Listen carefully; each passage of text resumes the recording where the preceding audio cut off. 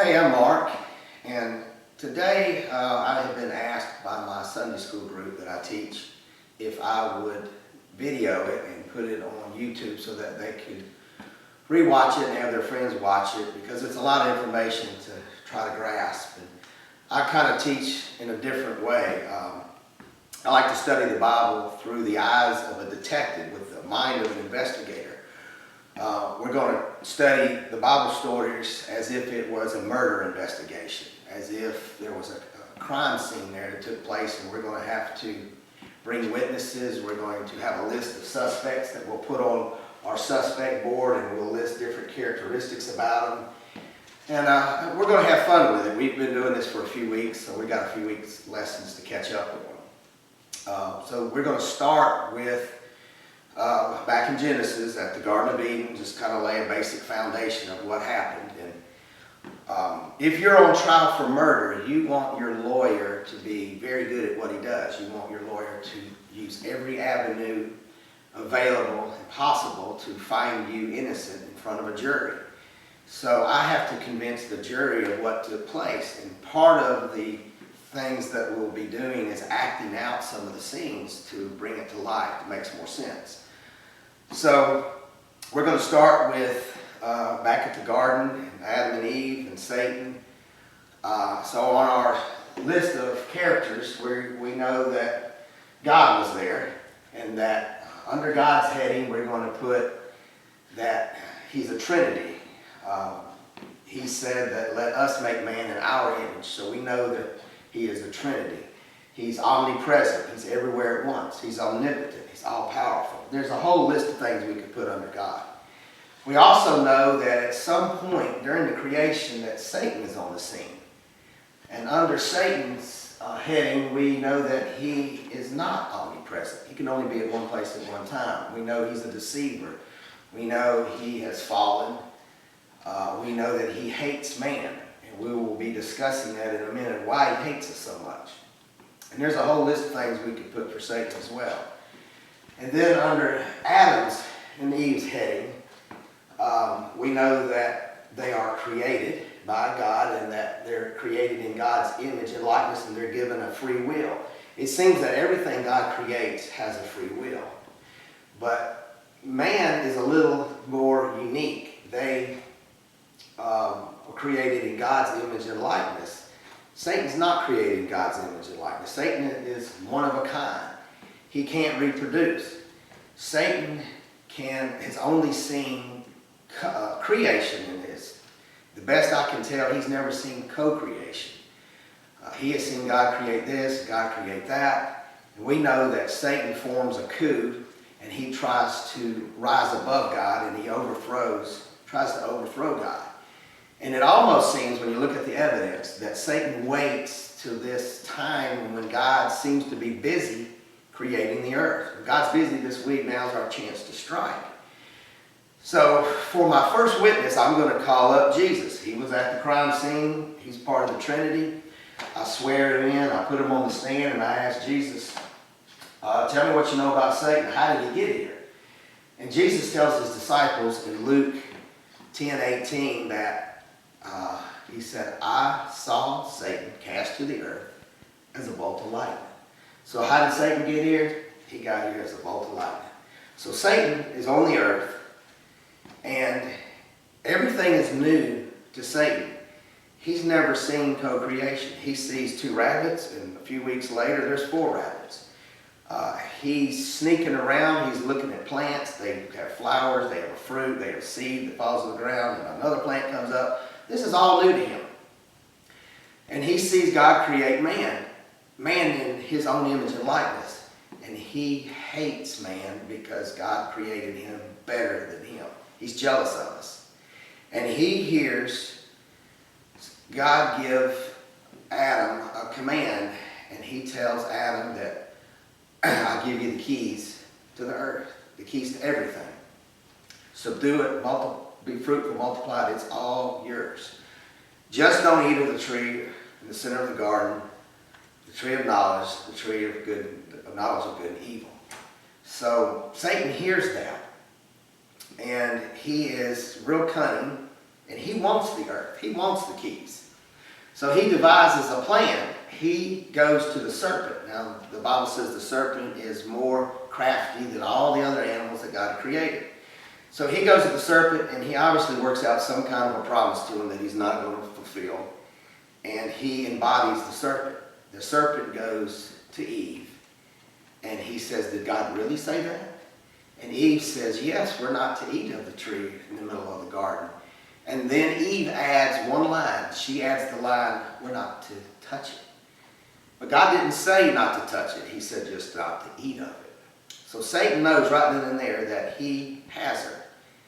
So he tricks Eve to eating of the fruit. Eve takes the apple to man, to Adam. Adam knows dang good and well what he's doing. When he bites of the fruit, he not only does he sin, but he commits treason. When you commit treason, everything that belongs to you goes to the enemy, the other side. He basically legally gives the keys to Satan. So we're going to make a court scene of this. So God comes to the garden and says, what have y'all done? And Adam blames it on Eve, Eve blames it on the serpent, they're all passing the buck. And about that time, Satan walks up to God with a smile on his face, and he slaps God with a subpoena. He says, I'll see you in court. He walks about 20 feet away, and the serpent breaks out into his happy dance. So we go to the court case. The bailiff announces, all rise. God presides over the great assembly, and he alone makes judgment. The judge sits, everybody in the courtroom sits. Satan demands that the keys of the earth be given to him because man has committed treason. God has no choice. He is a righteous and just God. He has to give him the keys. How do we know this? Because when Jesus was taken up to the mountain, tempted by Satan, Satan said, all this I'll give you if you bow down and worship me. Jesus didn't say it's not yours to give, because it was his.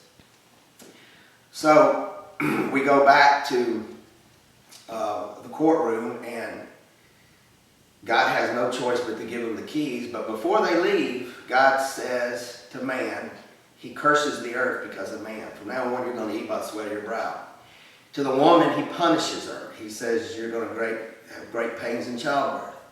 But to the serpent, the physical serpent, he says, because you have done this, cursed are you above all the livestock, above all the wild animals. You're going to crawl on your belly and you're going to eat dust. So right then and there, the serpent loses his arms and his legs. And then he points, and then he says, I'm going to put enmity between your seed and the woman's seed. And then he points to Satan inside the serpent, and he says to Satan that he will crush your head. Talking about the seed of the woman. He will crush your head, and you will strike his heel. So Satan knows now that the seed of the woman will one day crush his heel. So from then forward, we know that Satan is hunting for the seed of the woman. There's this scarlet thread all through the Old Testament of the bloodline of the seed of the woman that will one day crush his head. Now, Satan don't know how many years this is going to be. That's why Satan has Cain kill his younger brother Abel. Satan would kill us all if he could. He hates us all, but he can't. He's limited. So he has to trick someone else into killing somebody else.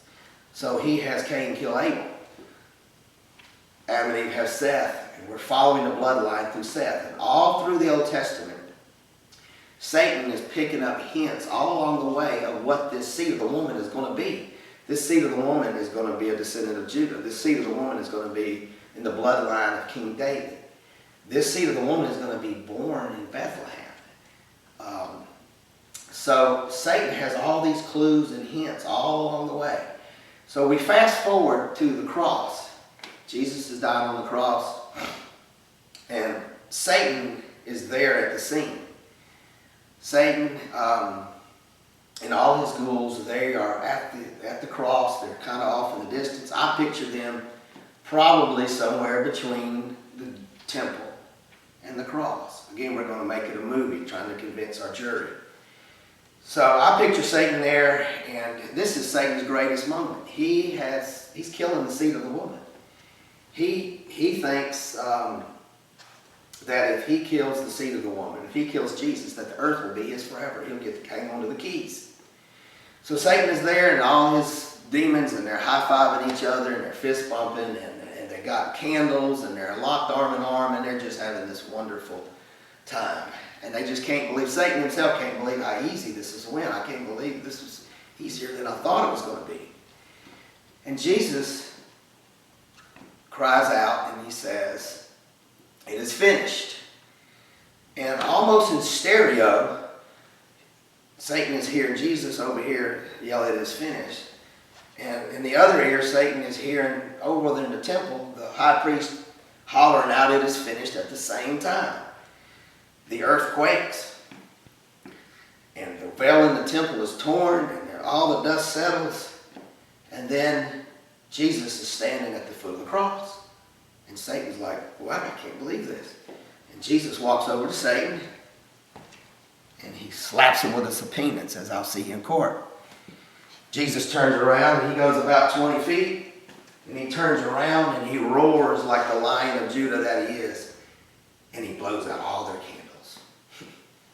So we go to the court case. Why was Jesus in the ground 3 days and 3 nights? There was a court case. So the bailiff says, "All rise." God presides in the great assembly, and he alone makes judgment. Everybody sits. Prosecutor points to Satan, and he demands that the keys to death and hell, the keys to the earth, the keys to man's dominion be given to Jesus. To Jesus, the second Adam, who lived a sinless life, who was sacrificed to get the keys. Satan over here, he objects, and he says, "Whoa, wait a minute, who sacrificed?" And the prosecutor looks at Satan and says, "Why, you did, stupid." And these light bulbs go off in his head that he realized he'd been tricked. So Jesus was on an undercover mission. Jesus was like a green beret behind enemy lines. Jesus had 3 missions. One was to live a sinless life. One was to fool Satan into sacrificing him on the day of Passover. Jesus timed his death to the second. He could have, "Nobody takes my life, I freely give it up." He could have given up the ghost at any time. He was waiting on the high priest to slay the last lamb in the temple. And Jesus' third mission was to talk to us secretly, undercover. He couldn't let anybody know what his mission is because Satan would be listening and figure it out and wouldn't sacrifice him. So he has to speak to us in code, but let us know what he was really up to without spilling the beans. So our next lesson, we're going to continue on with this theme of Jesus speaking in code. And we're going to answer the question of, why did Jesus cry out, my God, why have you forsaken me?" And why was there no room in the inn? Well, we'll see you next week on our next one.